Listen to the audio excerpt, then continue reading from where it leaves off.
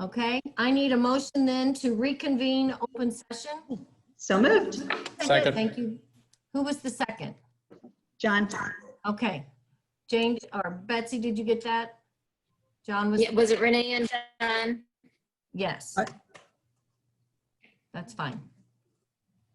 Okay, roll call vote. Mrs. Petrie, Yes. Mr. Cruz, Yes. Mr. Schischler, Mrs. Oshie. Yes. Mrs. Saharsky. Yes. Now, do I do Mrs. Heine now? Yes. Yeah, she's still part for now. Yep. Sworn in. Okay, Mrs. Heine, sorry. Yes, it's okay. I don't know either, Betsy. Mrs. Welker. Yes, thank you. Okay. We now need to take the oath of office for our candidates who were reelected and placed in. So we'll have Beth and Eric and Angie. You will be given that oath of office from the board secretary. So you'll raise your hand and repeat after her. Okay. I do solemnly swear I do that I will solemnly support swear the to support the Constitution Constitution of the United States of America To support of the United States of America States of America and the Constitution of the State of Missouri, and the Constitution of the State of Missouri, and that I will faithfully and impartially discharge the duties of school director and and I will patiently and impartially impartially Director. duties of duties of director director, given us too many, in and for the school district R3 in and for for the school district of R3, R3, County of Jefferson, State of Missouri, County of Jefferson, State of Missouri, to the best of my ability, to the best of my ability, according to law, so help me God. according to law, so help me so God. help me God. Okay, I'm not sure if Eric was on. Eric, will you say something? I'm here. Oh, okay, because I just didn't hear you the whole time. So, well, that's good. I'm glad you're here. Welcome back Thank you. to all three of you, including Eric. And we'll now move on then to the election of board officers. We will be doing a reorganizing tonight, and Dr. Isaacson will take care of, he'll be the temporary chair for the moment. All right. All right. So let's begin this. Do I have a nomination for President of the Board of Education? Lisa Welker. Walker, do I have a second? I second it. All right, I need to call 3 times. Do I have any other nominations for President of the school?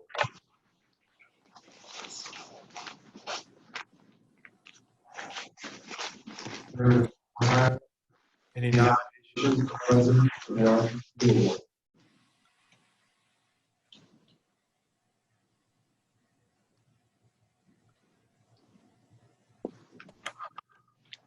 Is there a motion for nominations to cease?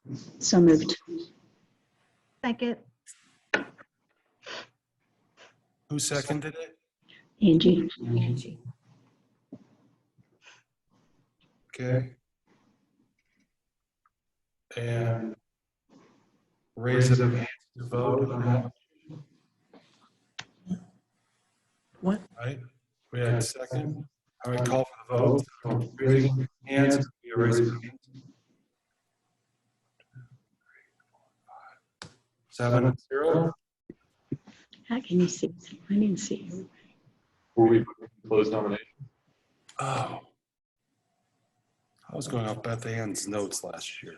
Although a motion that nomination cease. So that was the motion that nomination cease. Okay, sounds good. Clear? Is that okay? Yeah. Now, can I have a motion? Now I'm confused. Now we should What vote. she wrote on here was, this is what Beth Ann used, a motion that nomination cease and that be elected president by Acclamation. made by Beth, seconded by Angie, received and approved by show of hands. So that would be accurate, That's right.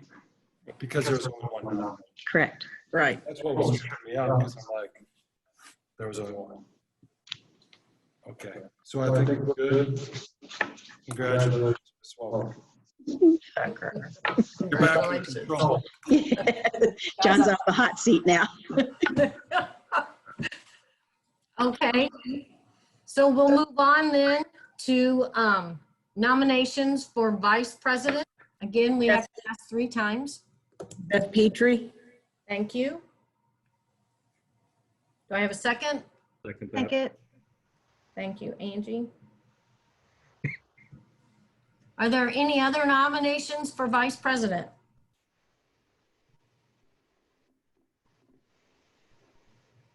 Okay, last call for nominations for vice president. Okay, we need a motion to make that, a motion that nominations cease and that Beth Petrie be elected by vice president by acclamation. So I need a first and a second for that. I move. Okay, Renee? Second.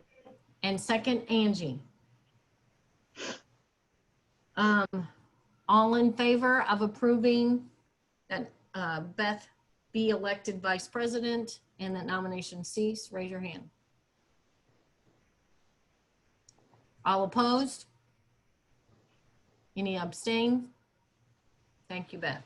I will serve to the best of my ability, all of you. Thank you. Okay, we'll move on then to treasurer. Do we have any nominations for the office of treasurer?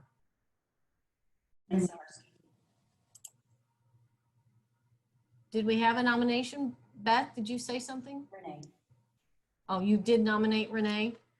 You're muted again and I couldn't hear you. Do we have a second? Second. Thank you, Angie. I am. Do I have another nomination for treasurer?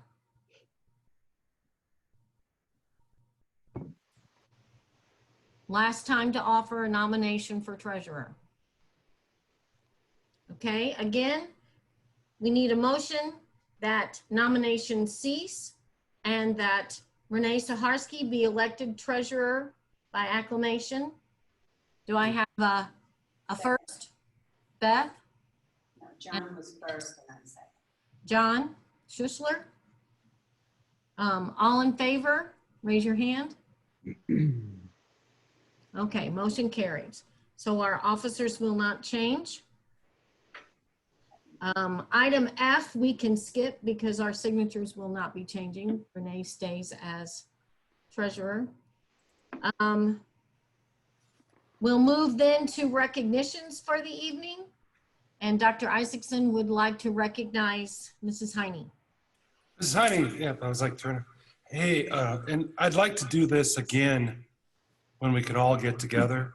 So it's Oh, that's not nice. just us. But I'd like to read something in recognition of your service and service to our community and the Board of Education.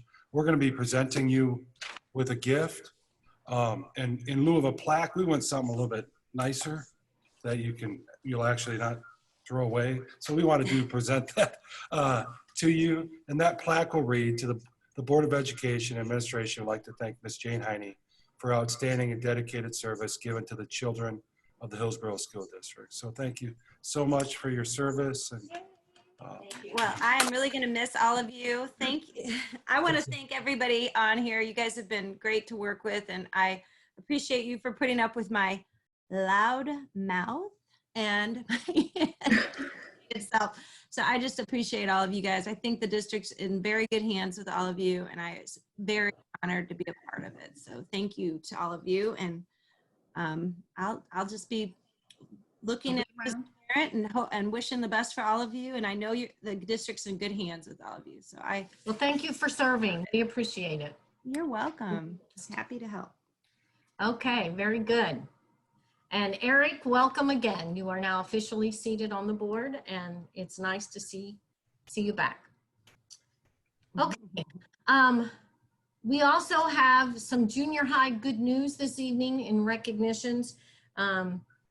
We're not going to, you can read that information. We're not going to read it out loud, but it does have winter sports GPAs in there, which is kind of fun to see how well the kids are doing. So we'll move on then. There are no visitors to address the board, obviously. We'll move to the consent agenda.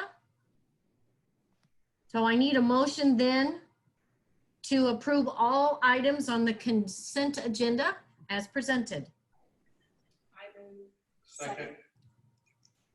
Okay, I heard John as a second, but I didn't hear the first. Renee. Nay, okay. You guys that are muted, those three there at central office, if you maybe raise your hand at me so I can see you a little bit more, okay? Thank you. All right, so we have a first by Renee and a second by John to approve the consent agenda. Any discussion? All right, all in favor then. Oh, we were gonna do a roll call, weren't we? But for that. Okay, Betsy, roll call then for consent agenda. Okay, Mrs. Petrie, Mr. Cruz, Yes.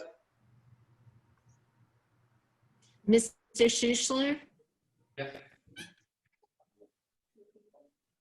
Mrs. Oshie, Yes. Mrs. Saharsky, Yes. Mr. Stevenson, Quick question, and I apologize, it's only been a few years. We're including the minutes from this last one, from part of this, correct? Yes. Okay. we are. All right, so I will abstain since those are included with that. and Mrs. Welker. Yes. Sorry, Eric, we should have thought of that sooner. I did not think of that. No problem. Okay. We'll move down to reports then and hear from Dr. Isaacson with his superintendent report. All right. A few different things wanted to visit with, give everyone an update on our daycare. That is up and running. I believe we probably have anywhere from 5 to 10 kids every day. We're adding a couple more. They may have showed up today. And I can't thank those individuals enough that are donating their time and coming in, even though they're getting paid for it, but they have come in and are working every day with the students and doing different crafts and activities and learning how to use sewing machines. And Aaron, I want to mention their names. And Aaron Rowson is kind of the director. Julie Ryder is there in the mornings and doing crafts with them. And Mark Williams comes in the afternoon. And I know I'm going to forget, there's Joellen. She's a para at the elementary. I will send that out because I don't want to forget anyone. I think I did forget one of ours that's helping out, but they come in every day and are working with our first responders kids, and it's been very nice and very appreciated by that group. And our food service continues to serve the community as well. COVID update, I put that on there, and I didn't put anything because it changes so often. Is now I guess the stay-at-home order has been extended through May 3rd. And so we are bringing some of our teachers in this week to kind of close up and prepare for kind of our third and final phase to get through the end of the year. But then we're also getting ready to clean rooms, so we're in the middle of that process. And I'll talk about some of the HR items in new business. So that's kind of an update. When we kind of a tag along is when we had our superintendent meeting, I asked about sports and such in the fall. They said that they anticipate sports, but it could be without a crowd there, which seemed odd, but who knows what that's going to look like. I asked for some direction because I know that we're going to start getting questions from our coaches on summer camps, et cetera. But I foresee us not opening up for quite some time on that. Updates on staffing for 2020. One of the things that we've been discussing at central office is with individuals who are leaving the district, we're going to make every effort to not replace those positions as they go. From the standpoint of if a teacher leaves and we can look at certification, if there's another teacher who's currently certified in that, it may be potentially moving to that grade level.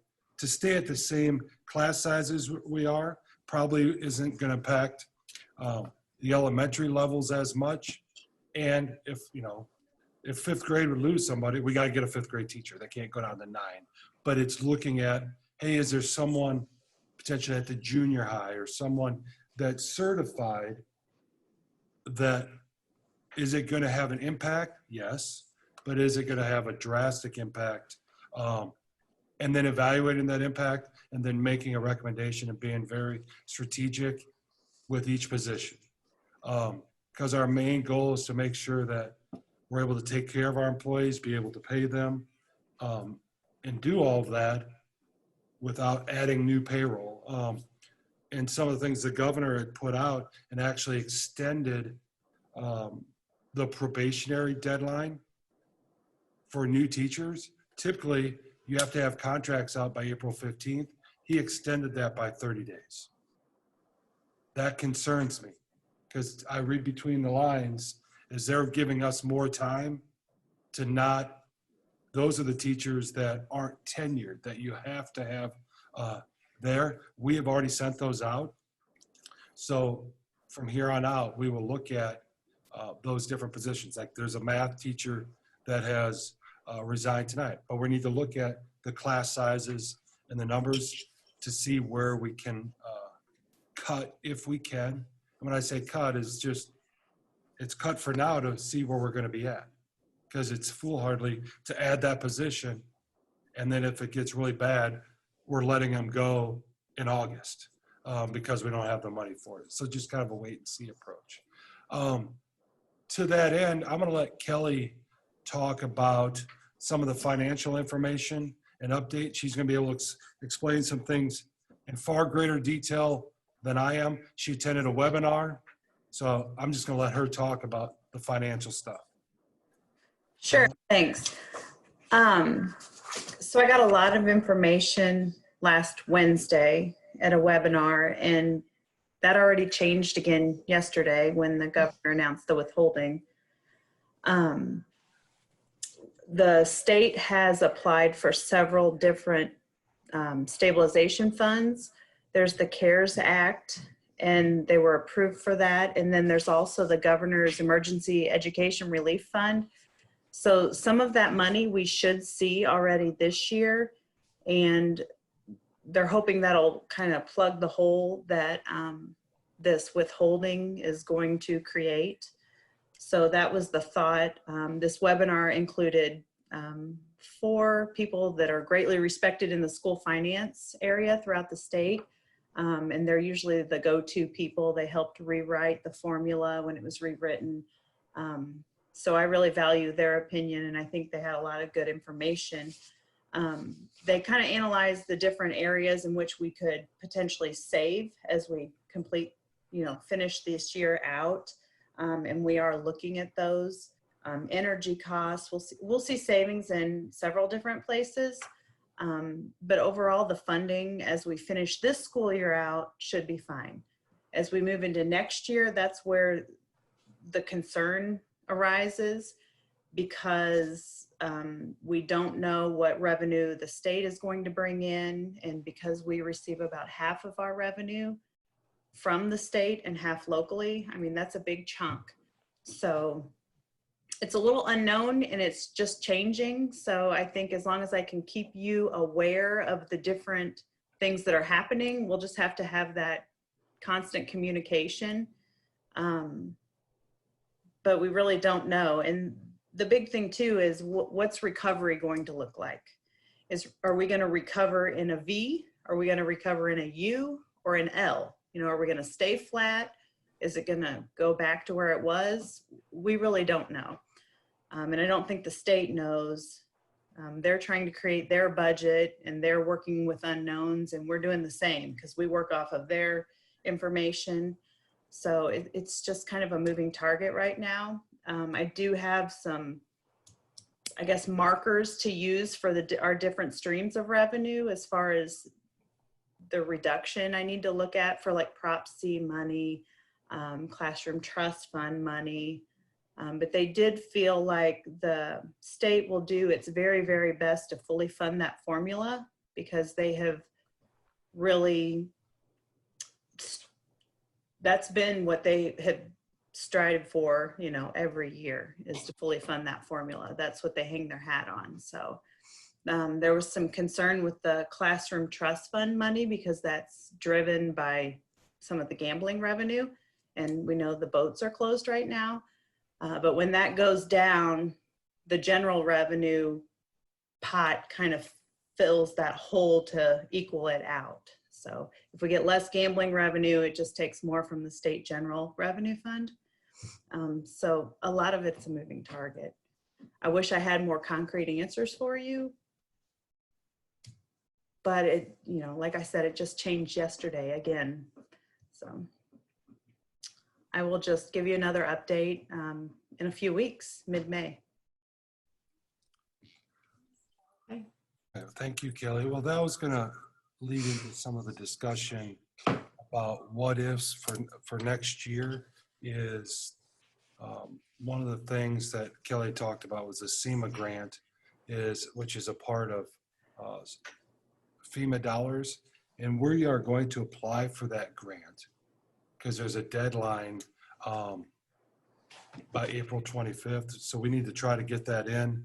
And let's follow up on that again tomorrow, Kelly, is to get that in to see what we qualify for. We're not committed to anything, but then we can see what is our financial commitment and what can we get. And the reason I bring up applying for that grant is I don't know what their time frame is for handing it out, but if we don't apply, we don't know.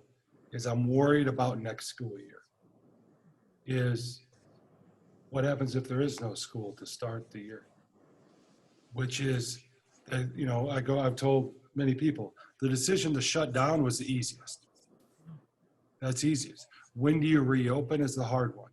Is even when I go back to the health department, when we visited with Kelly Volmer and Mr. Gannon, Ms. Volmer still expects cases in August, in the September, October. Are we going to be able to open school? So we hope, but I never thought, I didn't think we'd return, but it just keeps getting longer. Is we have to plan for next year.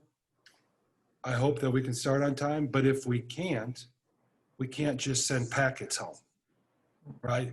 Parents are going to expect new education. We lucked out in a sense of we're in the fourth quarter. During testing time, we could kind of get to the finish line, but we're going to have to start the race. And so we're going to have to be prepared for online instruction. I asked Mr. Moore to share an email with me. Maybe I can, I may unmute him and bring him into the video. Mr. Moore, or that's Mr. Cruz. Where are you, Mr. Moore? And I'm going to bring him into the conversation because he sent me, hopefully he's still there, or this is the all-time like Hello. bus. There he is. Hey, Like my background? Yes. But I asked him, hey, where are we at from a computer standpoint? Where are we at from being one-to-one? And I was very pleasantly surprised. We're one-to-one all the way down to the primary. Yeah, so Aaron, I'll let you speak to that. Kind of where are we at technologically? How hard would it be to roll out equipment next year, et cetera? Yeah. Do you have those figures? Yes, let me Do open you want it. to, do you want to go school by school? I'm pulling it up now. So the inventory we have, it's going to be a little off. So forgive the numbers. So I'm just trying to pull it up here. I got it. I'm going to Okay, put this yeah. up on the share my screen board. Okay.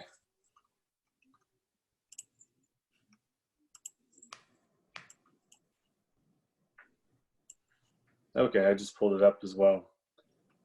Okay, so each school, yeah, okay, there you go. Too small for you guys to see. kinda. Yeah, you might want to, can you download that and open it in the office? Or yeah, open it with Sheets maybe, yeah.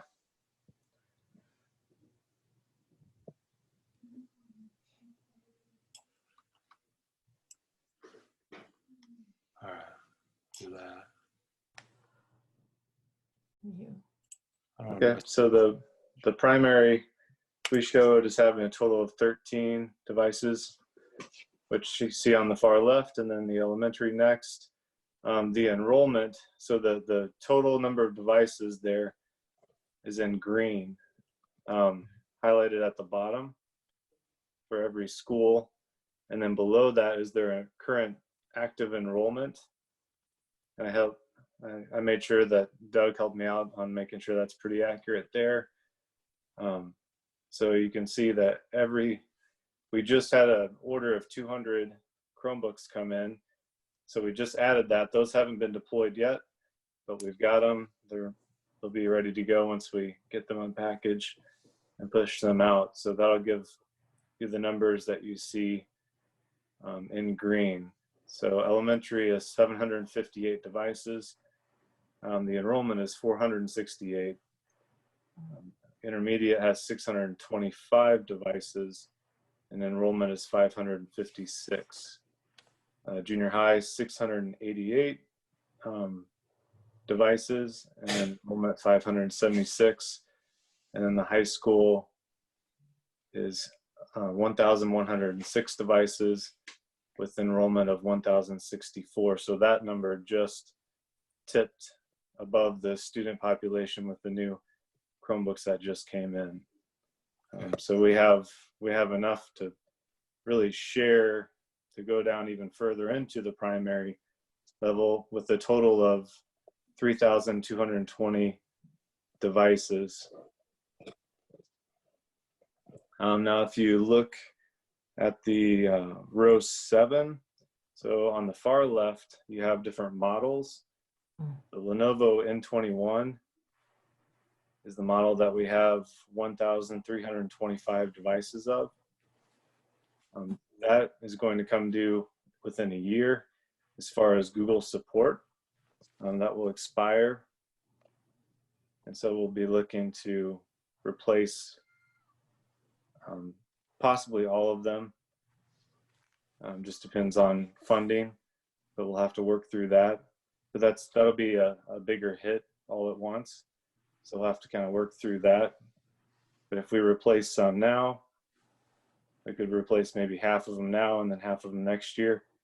That would at least give us a hit of, like 650, 700 a year versus having to purchase all 1,300 right away. So But we can talk more about that, later if you like.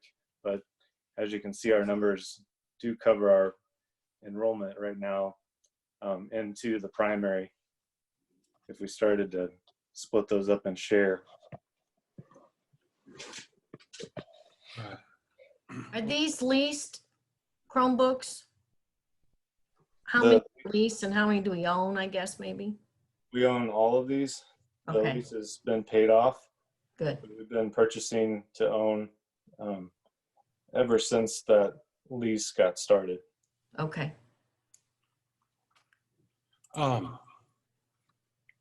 So where that leaves us is we can look at that, that grant, but we'll also, knowing what we have, be able to visit with the principals and lay some groundwork for planning if we'd have to. I have a question. It's Angie. I have a question. Okay. Do we, and I didn't see the numbers well. I'm literally blind. Obviously, with students using these devices, I mean, some of them are going to get damaged. Do we have a surplus? And what type of, I guess, insurance or warranty do we have to cover damaged devices? Yeah, so right now, we've been buying Chromebooks with 1-year warranty. And then after that, it's on us to repair those. So we use existing Chromebooks to repair Chromebooks that are having issues with screens, keyboards, and then very rarely do we have to order parts. So that's how we handle it right now. I've got a meeting tomorrow with a couple of districts on what they do with their one-to-one program. Ethan and Mark have been really helpful in helping me put together a comparison between other districts, what they pay for their insurance fees, for damage. There's all kinds of different coverage. Everybody does it differently. If they use a case for their Chromebooks, and then we can look into how helpful that is to help protect them. So we are working on trying to get that information together. So we I have a can. question for you to ask. Mhm. When you're gathering that information, can you ask if they require families to pay a deposit or not? Some districts do and some don't. It's my understanding. Okay. Yep. I've got 2 questions, 1 comment and 2 questions as well.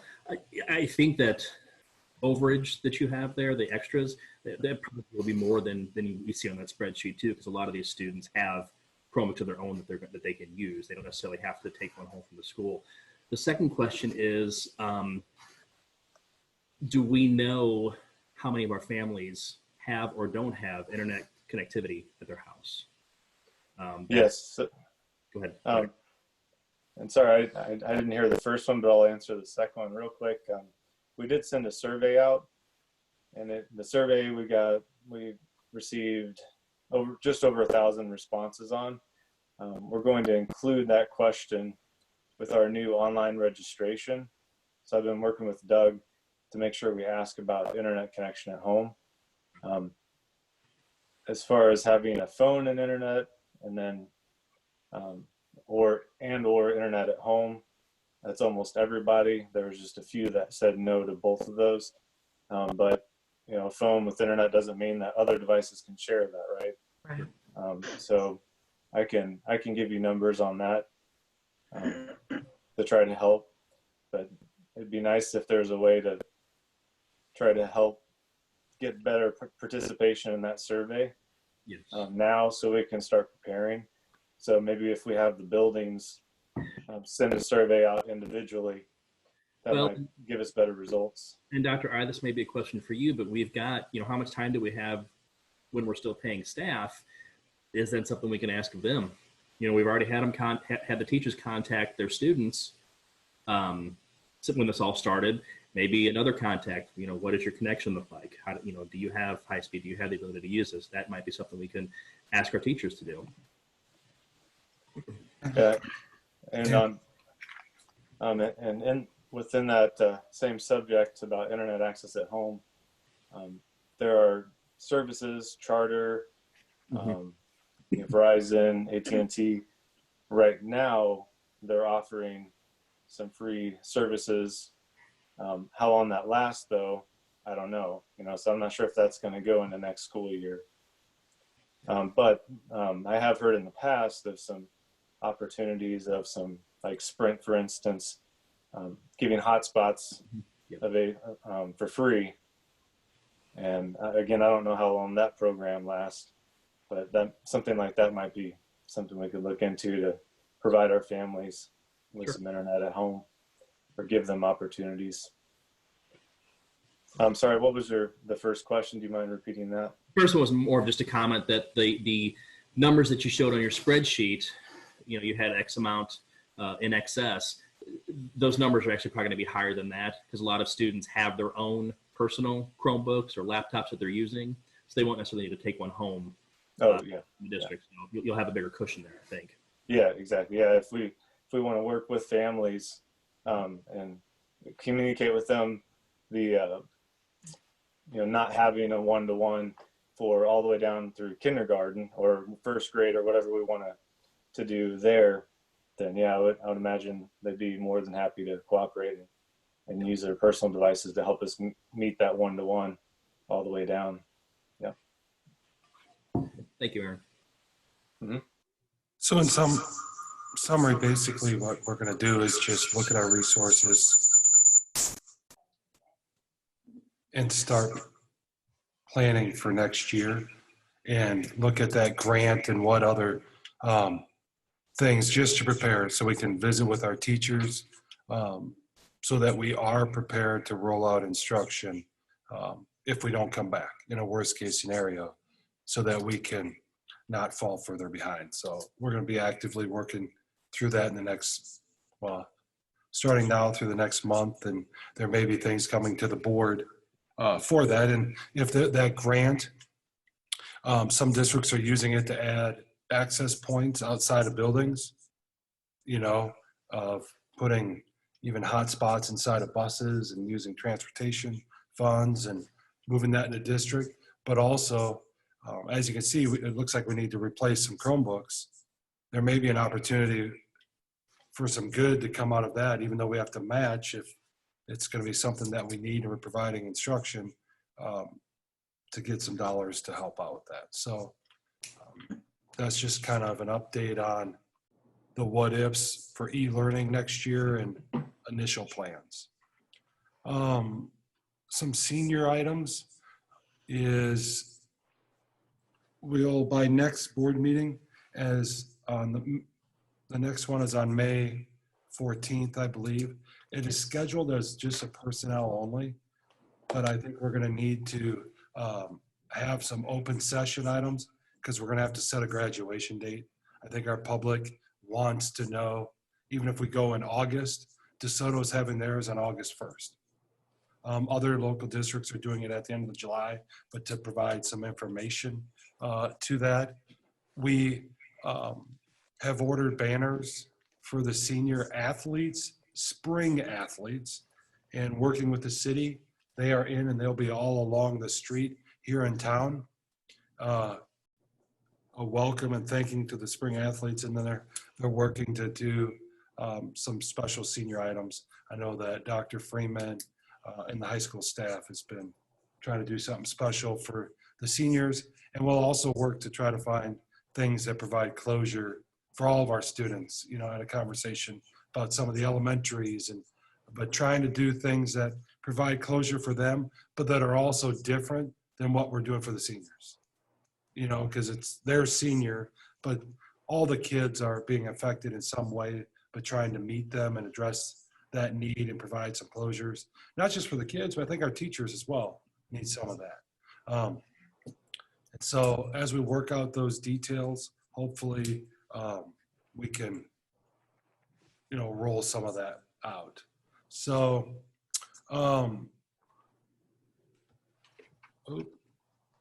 hold on a second. Everybody, yes. Sorry, I apologize. MSBA regional meeting items. You should have received an email because they canceled that regional meeting of the trainings. I'll send out a follow-up email because we have to watch that video and then probably do a quick or a Zoom meeting to discuss what we learned in that to meet the requirements for the governance award again, since we'll do that. So I'll send a follow-up email related to that. All right. That's all I have, unless, Okay. Melissa, did you have anything else? Or Matt, that you wanted to add in there? No, I don't have anything. Okay. All right. The technology report is in there. Aaron, did you want to add anything to that?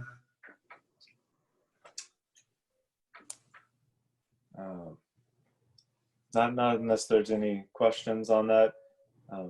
If you'd like, we could hop back real quick to, well, are there any questions on like what it would take as far as trying to upkeep our current Chromebooks? I did some just kind of rough figures. I don't know if you want me to throw those out there or not, but just to kind Yes, of give you please. an idea. Okay. Sure. So I set up a spreadsheet to where I can adjust on the fly. We could do a 5-year cycle or 6-year cycle. So whatever number we throw in there, it gives a rough idea. And this is based off of $210 a Chromebook. That could be higher or lower, just depends on what we get at the time and where prices are at. But on a 6-year cycle, with what we have currently, which is 3,220 devices. So if we want to provide for more students all the way down to kindergarten, that would go higher. I've got a yearly cost of $112,700. And that's for a 6-year cycle. What was that again, much? Aaron? $112,000 or $112,700.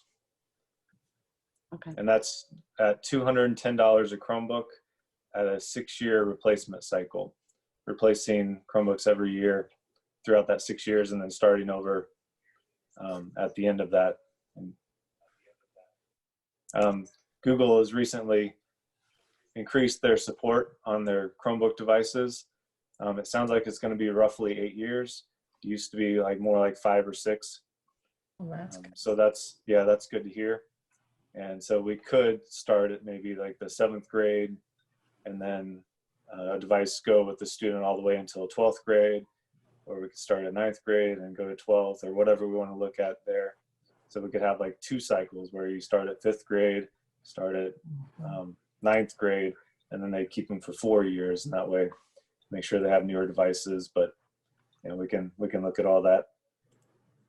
So hopefully that's helpful information. Yeah. I think so. Okay, But that's all. Yep, that's all I have to add. sounds like a good idea to me. Okay, so we're finished with reports then. We'll move into new business. First item has to do with policy IKF and graduation requirements. There is a recommendation to allow students to earn credit or advance to the next grade level by using alternative means in accordance with the law, which would include the flexibility to use a pass-fail method. Now, is that something we're supposed to take a vote action on, or is that just a policy we're changing, Melissa? No, the policy allows you to do that. MSBA Already. suggested that we did take a board vote on it. And my thoughts are, and we've been discussing this for weeks,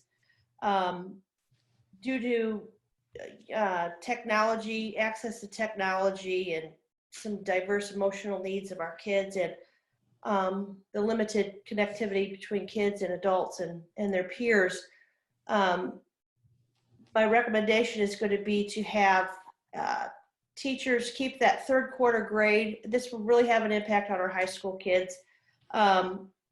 Students would have the opportunity to keep that 3rd quarter grade or take the pass. If you take a pass, it does not figure into your GPA. So I'm trying to think of things like scholarships and Right. going down different levels. We've talked to the NCAA. It's not going to affect any of our kids going off to college to play in Division I or Division II schools. It will not affect eligibility for next year's kids if we are able to play sports or participate in any activities. But I think that's going to meet the needs of a very large population. I imagine it'll have most effect on a kid probably who has the first C of their life for third quarter and may want to take that pass so it doesn't upset their grade point average. But with all of this going on, you know, some of our kids, I saw a kid the other day at the grocery store and he came up and he was thanking me. And I'm like, for what? He said, my dad lost his job. I'm working 60 hours just to pay our rent. I don't have time. I don't have time to get on and do my civics homework. So, you know, we've got some kids that are able to get on and have that connectivity with their teachers, and quite frankly, we have some that do not. So I feel like that'd probably be the best way to move everybody along. And like John said, if we are able to come back to school, we are already making some plans to kind of bridge that gap. It may look like there's 5 quarters next year. It may look, you know, I feel like our professional development days at the very beginning of the year are going to be already spoken for if we're able to return. So MSDA does ask that, or did give the recommendation for you all to vote on that. The policy allows for it, but they recommended that we take a vote.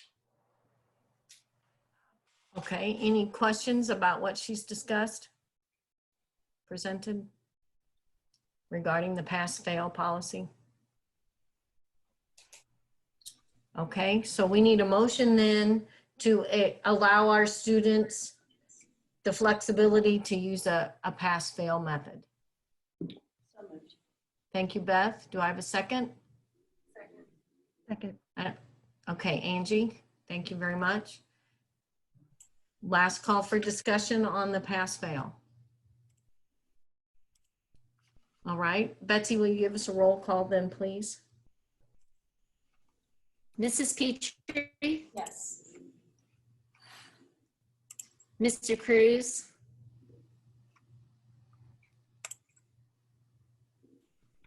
Rob is Mr. Schuschler, muted again. mute. Yes. Hold on. Rob and Eric both are muted again. I don't know why they're. Yes. Yes. It's like times them out or something. And Mr. Schuschler, was that a yes? Yes. Ms. Petrie, Ms. Petrie. Oh, yes. and Mrs. Oshie? Oh, she. Yes. Oh, sorry. Oshie. I'm just gonna say. Okay. Keeps cutting Mrs. out. Saharsky, Yes. Mr. Stevenson, Yes. Mrs. Welker. Yes. Motion carries. We'll move on to the COVID-19 human resource protocols and procedures. We need a motion to give the district administration the authorization to pay staff, both certified and classified, during the closure all the way through May 27, 2020. So moved. Second. Renee and Beth. Any discussion? All right, Betsy, then we'll do a roll call. Okay, Mrs. Petrie, Yes.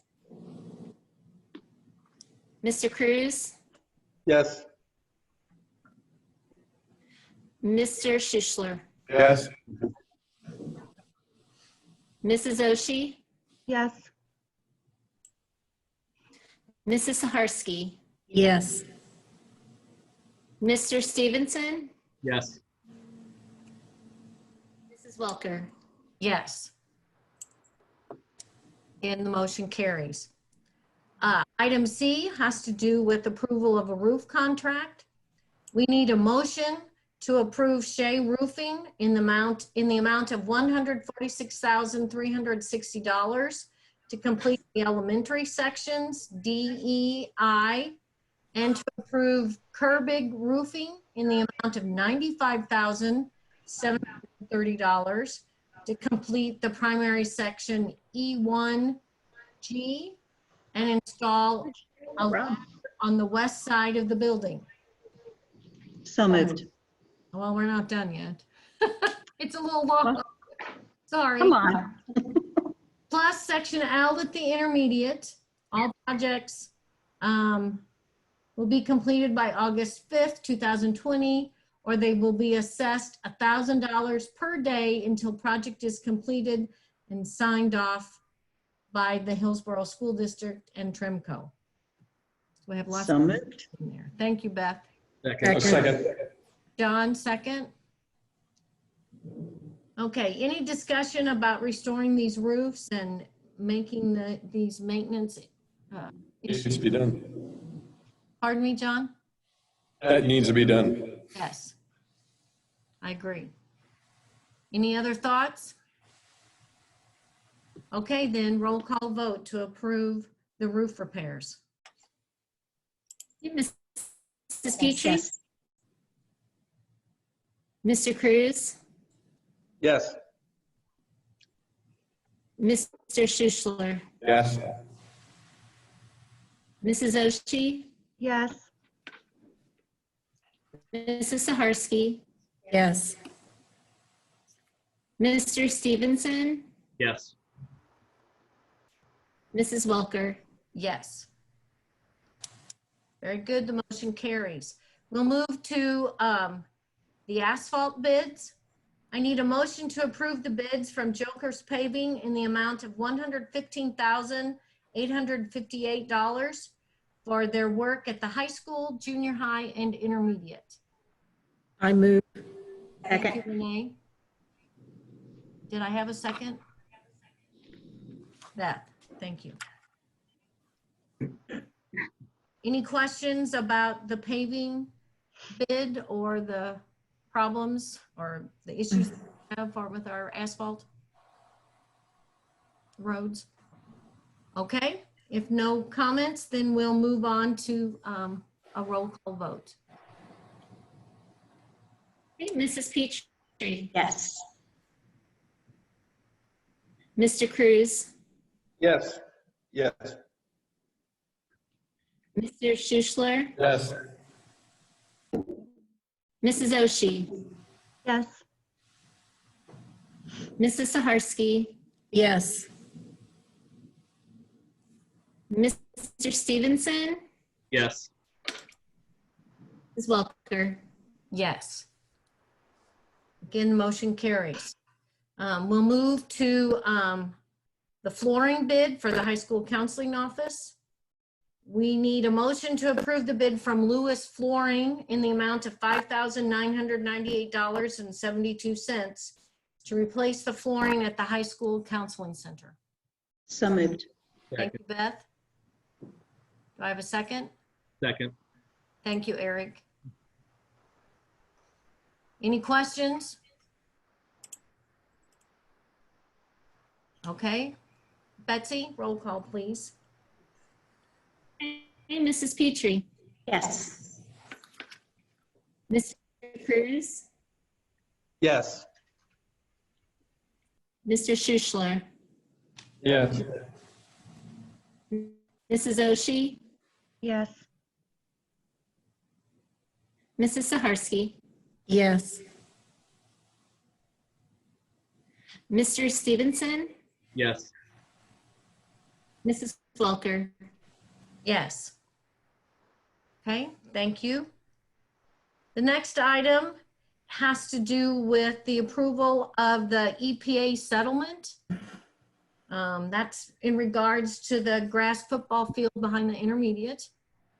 We need a motion to accept the settlement agreement from the EPA for $45,045.50 that will be provided by Advanced Turf Solutions and release the EPA from any future responsibilities of this property. So moved. Thank you, Beth. Second. Is that Second. you, Renee? Okay, a second with Renee. Any questions or discussion about this? So this is finally going to be over. This has been Yes, a I was just gonna long, say. drawn out thing. Yes, it Yes. has. There. And so what's left to be done will then be our responsibility, correct? Correct. Okay. All right, any other thoughts? Betsy, roll call, please. Mrs. Petrie, Yes. Mr. Cruz, Yes. Mr. Schuschler, Yes. Mrs. Zoshi, Yes. Mrs. Saharsky, Yes. Mr. Stevenson, Yes. Mrs. Welker. Yes. Okay. Next item is to approve the bus purchase for the federal DERA grant. It's to purchase a 2021, I need a motion to approve a purchase of a 2021 international bus from Midwest Transit Equipment in the amount of $95,412. And this purchase is being made as part of the DERA Federal School Bus Replacement Grant Program. Oh, there's a cute So moved. Thank you, Beth. Do we have a second? Second. Is that Eric? Yes. Okay. Any questions about this item? Okay, Betsy, roll call then. Okay, Mrs. Petrie, Yes. Mr. Cruz, Yes. Mr. Schuschler, Yes. Mrs. Zoshi, Yes. Mrs. Saharsky, Yes. Mr. Stevenson, Yes. Mrs. Welker. Yes. All right, motion carries. The last item for this evening has to do with our inner workings, I suppose, with the board itself, and how we divide up for committee assignments. In the past, there was a statement by one of our directors that we needed to have at least one board member on a committee that did not have a relative in the district. Is that correct? Is that how the statement was before? I would say. Yes. The committees? But that's getting more difficult here lately with board members who have someone working in the district. So we wanted to revisit this directive and see if, if anybody has any different thoughts about that, how we want to restructure if we do. Any thoughts by anyone? I just know that I am the alternate on the policy committee, and I think John rolled off. And for me to be the alternate, this would have to be changed because Lisa and Renee are already on it.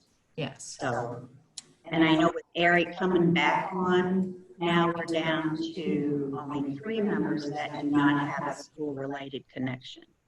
So, And that would put a huge responsibility on those other three, on those 3 people. on all of those committees. Rob, how do you feel?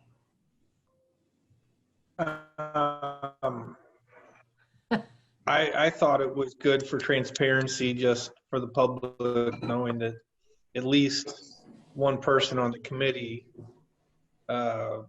isn't related to someone that could be affected by that group. It is sort of a one-size-fits-all thing, though, right? I mean, what if the committee doesn't really directly impact the relative? I mean, if you're on a negotiation for nurses or something and they're not a nurse, how does the directive read? I do not have a copy of that. I don't know that it was It was just a general Policy or statement. procedure, It it was just a practice that the board Right. Well, do we need to make it so general? I mean, can it only apply when the employee is directly, the relative is directly affected? I mean, I don't know. But that would affect, policy would affect all members. I I mean, Well, I think it would, I mean more specifically for- than that. you know. Your bigger, We need more your bigger groups like policy and I forget what the other one was. It was directed towards the three, not all of them, but I don't remember. Because And wait a minute, you were the one that started it, Rob. What do you mean you don't I remember? don't remember if it was We've been about all living of by them the or. rule of your thumb since. I believe it was. I believe it was for all committees. We didn't. Yes, it Yeah. was. It we was. didn't specify. Okay. I mean, in some ways, I'm on the audit committee and we didn't even meet this year. Well, there's several. I mean, Yeah. and like the Hawks committee or something, I mean, come on, those don't really, I don't see a great deal of taint going on. I agree with Rob. I think for transparency, we need to leave it as is. It may require more work on some of us, or that we have to serve on more committees. But again, not all these committees meet all the time. They maybe only meet once a year. I don't think the commitment level is going to change significantly from what it already is, for me at least. Well, then somebody needs to take on the policy committee. I mean, seriously. That was a waste of my time, sorry. Well, and You're typically the reason that I got put back on it. Well, my question is, Sign me does it up. require 3 people to be on the policy committee? No, they don't. We don't. policy committee is a pretty large committee. It is. Yeah. But 2 of us already have someone in the district. Oh, Right. that's There where the isn't a third third person. one. Yes. Mhm. Sign me up. Okay. I've got a binder for you. Sign, Rob. Okay. Okay. So from what I'm hearing, we want to keep this directive in place. Just I shake think it's your head if you agree, so I. And can Rob's taken my take spot Luigi. on the policy. Okay. Eric, and you're good with that? Yeah. Okay. All right. And so we'll just continue practicing in the same way we have. Okay. So that concludes all of our items for this evening in open session. So I need a motion to recess open session because we still have a few executive items to take care of. I made a motion. Okay, Second. John first and Angie second. Okay, roll call then, please, Betsy, to recess open. Mrs. Petrie, Yes. Mr. Cruz, Yes. Mr. Schuschler, Yes.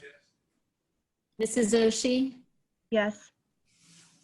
Mrs. Saharsky, Yes. Mr. Stevenson, Yes. Mrs. Welker, Yes, thank you very much. So we, I guess I should have made the motion to recess and reopen.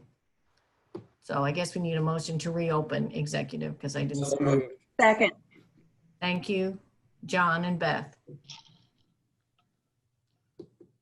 All right. Betsy. Scott, Regina, Ray, Aaron, you have a great Oh, evening. Goodbye. Aye.